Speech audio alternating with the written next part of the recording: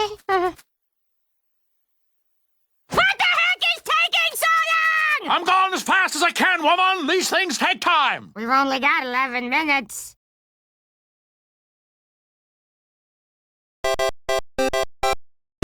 Ouch!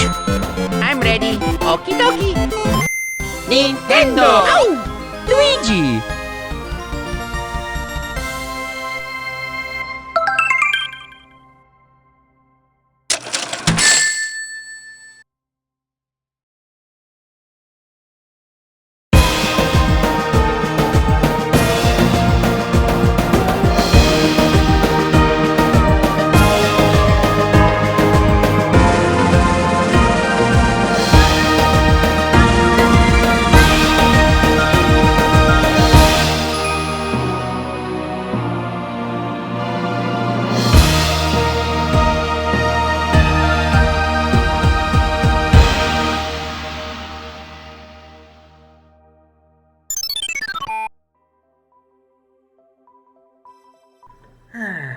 Well, here we are. A brand new movie, a brand new adventure. Let me be clear with all of you. When I heard a sequel to the Super Mario Bros. Movie would be happening, I already knew two things. One, Nintendo wasn't going to let the momentum stop there, and two, things were about to get a whole lot crazier. After all, when you're dealing with the Super Mario universe, there's no shortage of directions you can take the story. They could have gone bigger with Bowser, brought in more kingdoms, introduced new characters, but instead, they decided to go somewhere even bigger. No, not the ocean. No, not anywhere in Dinosaur World, but rather somewhere far up in the sky. Space. That's right, the Mushroom Kingdom is leaving the planet behind and heading straight for the cosmos with the Super Mario Galaxy movie, a film inspired by the legendary Super Mario Galaxy games. And if you played those games before, then you already know what that means. Gravity-defying planets, bizarre galaxies, and a certain cosmic guardian watching over it all. Now, I'll admit something right now. When the idea of a Galaxy movie first popped into my head, I wasn't sure how they were going to pull it off. The Galaxy games are, well, weird. Like, really weird. They're emotional, they're beautiful, and sometimes they feel more like a cosmic fairy tale than a traditional Mario adventure. But somehow, against all odds, Illumination and Nintendo decide to take that concept and turn it into a full-blown animated movie. And honestly, that's either going to be the greatest idea ever, or the biggest gamble the Mario franchise has taken in years. So, today, we're going to talk about it. The movie, the games that inspired it, and whether this galactic adventure truly lives up to the legacy of Super Mario Galaxy 1 and 2. With that being said, let's go!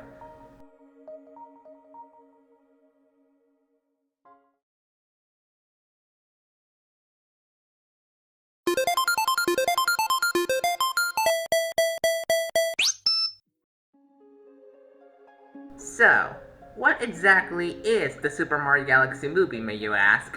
According to my usual assortment of sources, the Super Mario Galaxy movie is an animated adventure comedy based mainly on the 2007 video game Super Mario Galaxy and its 2010 follow-up, Super Mario Galaxy 2, while also pulling ideas from Nintendo's wider Mario franchise.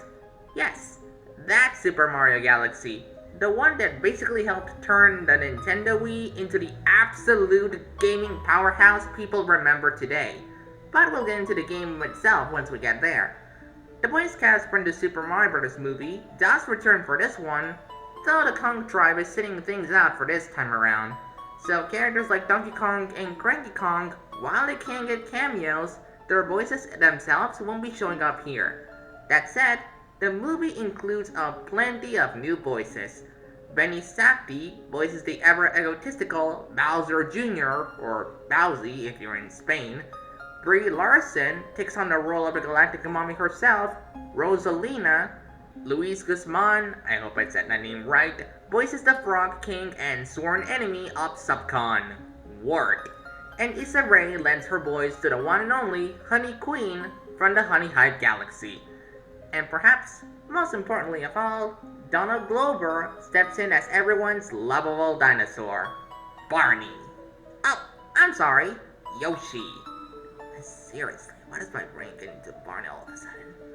Hell if I know. Anyway, behind the scenes, Aaron Horvath and Michael Jelenic, the directors of the first movie and creators of that one very particular cartoon whose name we shall not say in this channel, are back once again in the director's chair. Matthew Vogel returns to handle the story. Brian Tyler comes back to compose the soundtrack, and the Yellow Minions over at Illumination Pictures handle the animation. And knowing them, they probably went completely bananas with the whole thing. The movie released in Japan on April 24th, 2026, while the rest of the world got it on... Eto, tutto lavato, l'abito! April 1st. Patansunan po kada pa sa fratello. Yeah, we know, Mario, but we don't talk about that, so shut it. Anyway, before we dive into the movie itself, we might as well talk about the game. Or rather, the games that kicked this whole cosmic adventure off in the first place. That's right, we're heading all the way back to the 2000s to see how everything began. Buckle up, this one is going straight into the history books.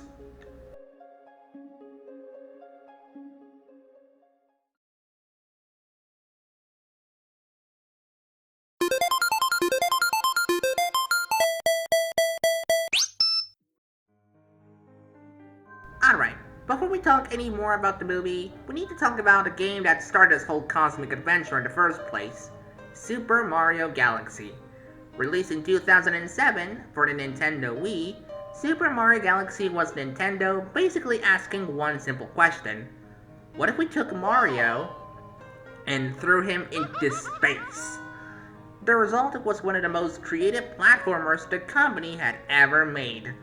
Development on the game actually started not long after Super Mario Sunshine, when Nintendo began experimenting with new ways to play Mario on the Wii's motion-controlled hardware, aka Super Mario 128, which at the time was revolutionary. Motion control. That's downright revolutionary! We should patent that. Sounds like the goddess of nature has turned into the goddess of commerce.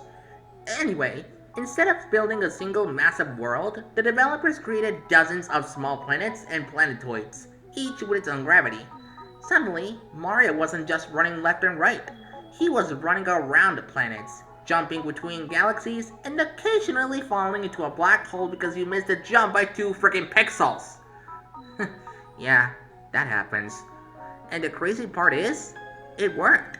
The gravity mechanics became the heart of the game, letting players run upside down, orbit tiny worlds, and bounce between strange cosmic environments that felt completely different from anything Mario had done before.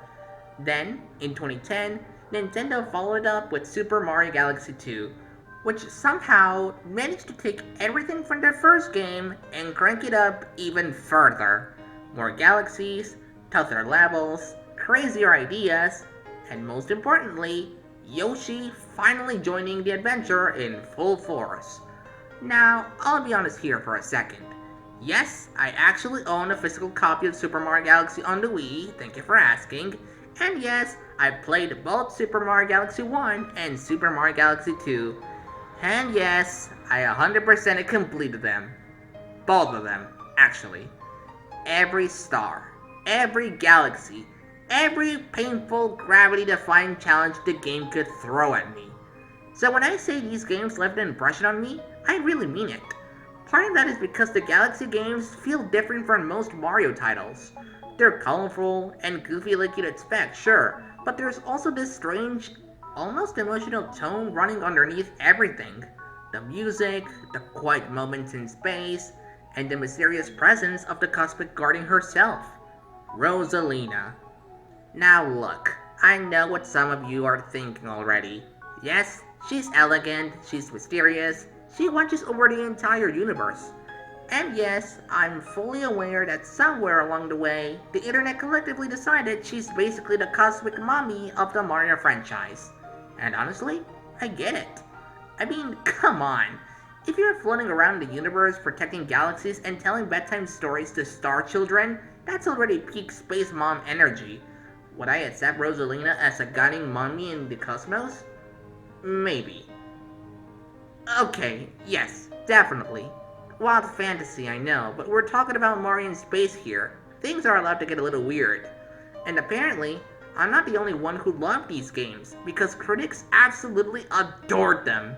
When Super Mario Galaxy was released, it quickly became one of the highest rating games ever made, earning massive praise for its creativity, level design, and orchestral soundtrack. Many outlets even called it one of the greatest video games of all time. Its sequel somehow managed to keep that momentum going, earning similarly sky-high reviews and proving that Nintendo hadn't just gotten lucky the first time. So yeah, these games weren't just good, they were legendary. Which means that turning this cosmic masterpiece into a movie is, well, a pretty big deal.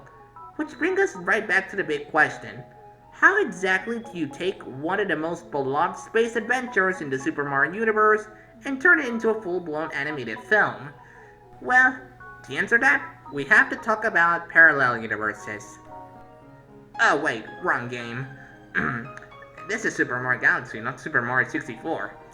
As I was saying, to answer that, we need to take a look at the movie itself.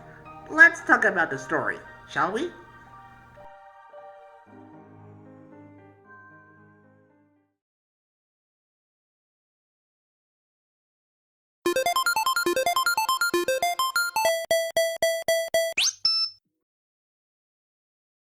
Before we proceed, I must warn you, this section contains a lot of spoilers regarding the movie.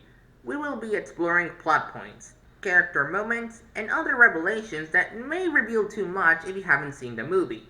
If you prefer to avoid the spoilers, you may use a warp pipe by prepared to go directly to this timestamp, also pinned in the comments for your convenience.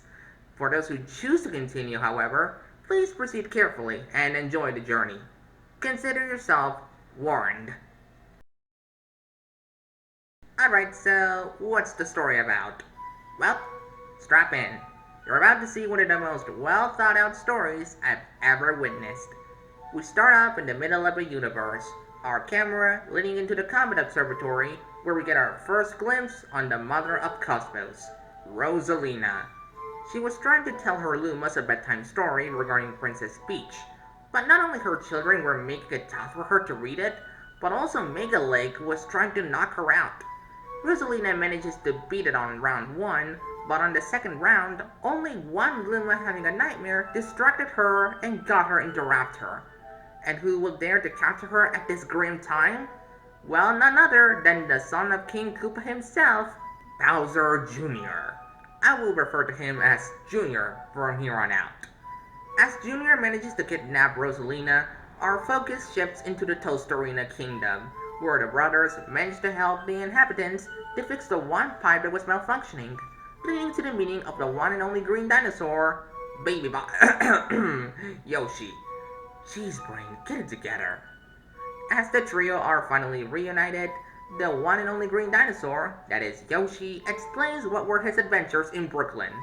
He was having a ton of fun, making locals entertained, city buildings one by one, oh hey, there's DK, and accidentally breaking a fossil statue, making him a criminal under the law by thankfully not tax fraud. Imagine if the tax fraud meme from the Mario universe was actually real, or canonical here. That would have been insane. As the three of them are now friends, our focus shifts to Junior's spaceship, which leads to Planet Bowser, a world he made that's inhabited by Bowser's minions. With Rosalina fully captive, we skip to Princess Peach's birthday party, on air quotes. It's not really her birthday party, more on that later. Which leads to a star festival. It was all sunshine and rainbows, until a Luma crashed into the kingdom. On the kingdom, the Luma gets fully healed, and Peach and Toad, in an act to save Rosalina, decide to leave the place to rescue her across the galaxies, leaving the Mario Brothers in charge of, well, pretty much her role. As the brothers save the day one time after another, Bowser's path to redemption seems clear as he focused his attention towards painting. Man, just look at that one painting. Just, come on Mario, why did you call it trash? That's so harsh. However, the piece of the kingdom gets thwarted by Junior, and this time with his giant lasers that took the castle into space. Hey, just like the original game. With his magic brush, which has no relation to Professor EGAD might I add, he unleashes his wonder form and then attacks the brothers back to back. But Yoshi manages to save them, only for the castle to fall down and crash into Honey Hive Galaxy, leading to our heroes and Bowser to find Peach and Toad by foot.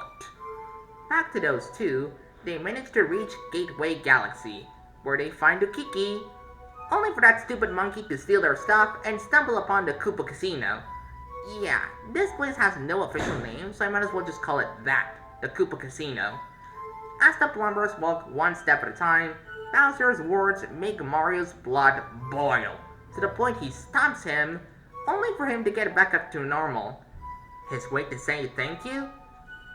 A good old smackaroo. In other words, a huge juicy kiss. Yup, Bowser is canonically gay. You can say that line again, Mario. So long, gay Bowser. Huh, that's funny. I thought I heard so long, gay Bowser. I mustn't have heard correctly for quite a while. My ears seriously need some recalibration. Back at the casino, we find out it's led by the Frog King himself, Wart, or Mamu if you're a Zelda fan, alongside the pyromaniac Mauser, hence the bombs, the beauty freak Birdo, and the menacing Claw Grip. And there's ninjas too? Wow, this sure is some Mario madness alright. What happened? I'm fine, you blue-haired bastard. Just try not to be mainstream when I'm making a video. Got it? No promises, yeah. I'm gonna fucking murder him one of these days. In fact, I can blue ball him all day if I want to. Now, where was I? Yes, the casino. Peach and Toad emerge victorious, and Wart, thwarted by a vegetable, yeesh, tell them that Rosalina is captive in Space Junk Galaxy. Tired of being defeated, Wart demands a call with Junior. Back on the Kingdom of the Beast, the Honey Queen wants to imprison the heroes, but Bowser offers himself instead, making sure that the Mario brothers, as well as Yoshi, get into Space Junk Galaxy no problem. As Bowser worked his soul in the mines, Junior finally reunites with his father, and here's where we see their whole plan. In a sort of bedtime story at least. Turns out Junior was collaborating with his father to create Planet Bowser, a huge place that is not just an amusement park, shout out to Eggman's amusement park by the way, but also a shelter to create the deadliest cannon ever, powered by Rosalina herself in order to conquer the whole universe. And yes, going on a little tangent here, Eggman been in an amusement park. Not once, but twice. And if we know something about Sonic, it's that no copyright law in the universe is going to stop him. You are one cheeky bastard, aren't you, Sonic? I guess you're preparing all those chili dogs for the very honest Sonic the Hedgehog 4 movie review coming in next year, huh? This delay isn't helping. Touche. Back at the Gateway Galaxy, Rob, robotic operation buddy, helps Peach and Toad with information to the flight deck. With quite the slowest performance, might I admit.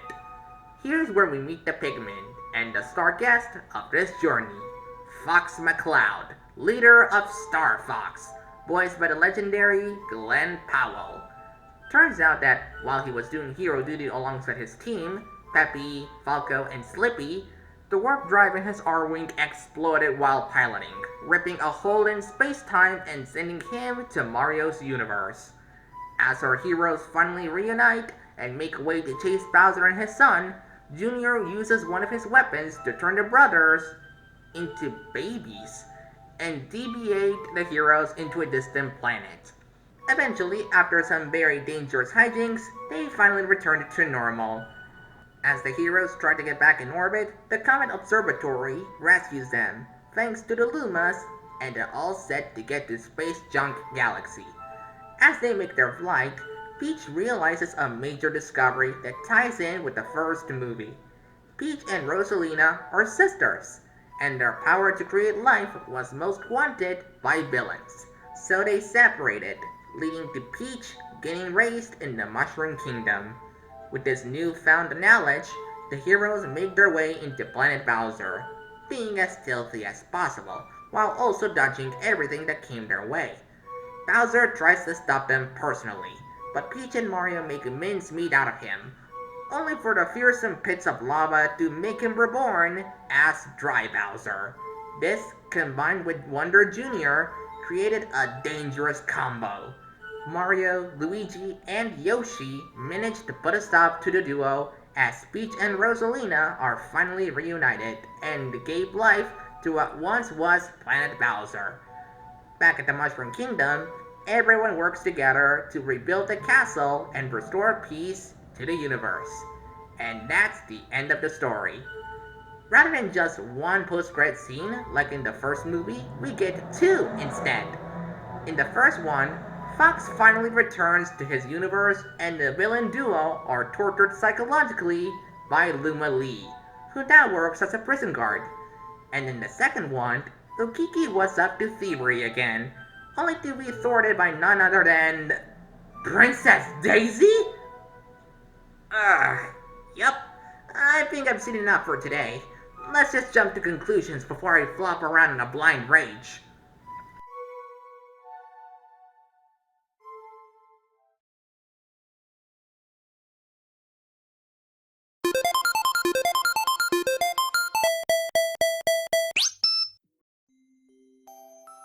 In conclusion, the Super Mario Galaxy movie, while it may have been a drag for some viewers, was entertaining most of the time.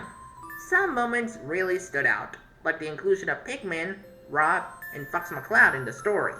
Seeing these Nintendo characters brought a sense of nostalgia and excitement that felt genuinely earned. The relationship between Rosalina and Peach added a surprisingly emotional layer to the story, giving the characters more depth than you might expect from a kid-focused movie. And then, of course, there's the return of Bowser's iconic song, Peaches, which hit all the right notes. Moments like these made me feel like Illumination and Nintendo finally went in the right direction, balancing fan service, story, and humor in a way that actually worked.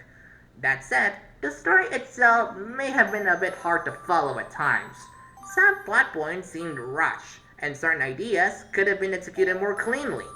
There were definitely moments where I thought, this could have been amazing if they had just expanded on it a little more. On the other hand, the soundtrack did an incredible job of elevating the movie. Pulling so many tracks from Super Mario Galaxy 1 and 2, from the sweeping orchestral themes to the whimsical space tunes, really amplified the mood. It reminded me why the games are so beloved and gave the movie a sense of authenticity that few video game adaptations managed to explore. Might I add the relationship between Bowser and his son for a minute? That's a relationship worthy of celebration, even when one side struggles with their darker impulses. Junior may be stuck with a dream of taking over the world, but he grew up to be his dad's little heir to the throne. A dynamic that's surprisingly relatable on a personal level. Growing up with my father, who is autocratic and cold despite saying he loves me, I couldn't help but see some parallels. Quick rant for a second. Ever since my teenage years, part of me has had the wish, the craving, the urge to see him face the consequences of his actions. I know YouTube and other platforms probably wouldn't like hearing that, especially in a review for a mostly child-oriented movie, but this is one of the few places I feel safe expressing it. Better to be honest and risk tarnishing my reputation than to bottle everything up and carry it as trauma for years. In terms of reception, IMDb gave the movie a 6.6 out of 10, slightly below its predecessor's 7 out of 10. Rotten Tomatoes had it a little worse. The Super Mario Bros. Movie earned 59% on the tomato meter and 95% on the audience score, while Galaxy led it at 41% of the tomato meter and a solid 89% on the audience rating. Critics seem to want something filled with over-the-top humor, fart jokes, and adult-style, well, jokes. For that, you have Teen Titans Go, which, mind you, I will never review. The moment I saw Season 9, I knew the show had gone too far, diaper fetish included. Guess some things are just inexplicable, and probably better left unexplained. From my perspective, the only potential downside of this film is the possible inclusion of Princess Daisy in the next film. Honestly, does she have any redeeming qualities? I've never seen them. She's loud, rude, and insufferable, like my ex-friend Hardy, aka Victor Fastbearer, down to a T.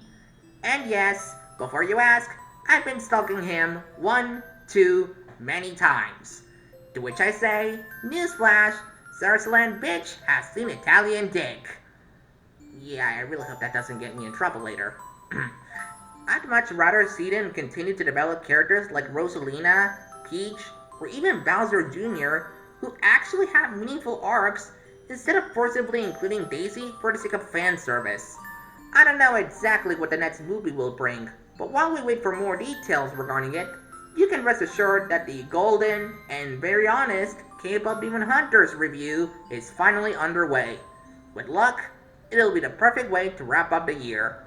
Fun, chaotic, emotional, and completely unapologetic.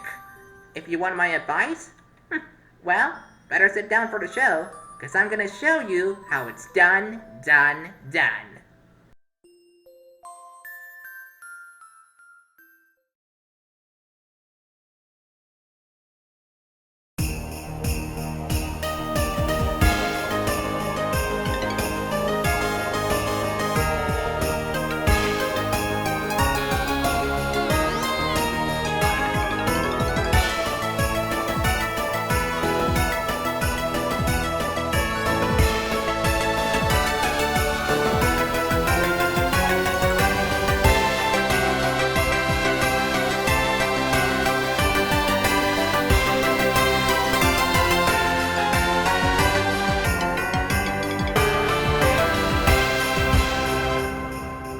Va bene, sotto corrimente bada na prosciutto da euro.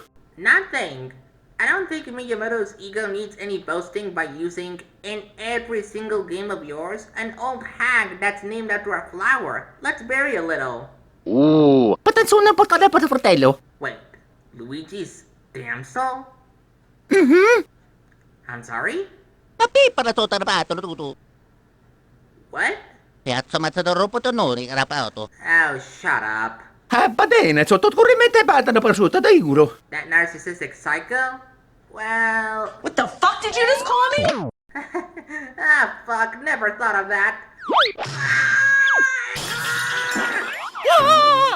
Well, it's going just fine. Mamma mia. Oh, can it, you two?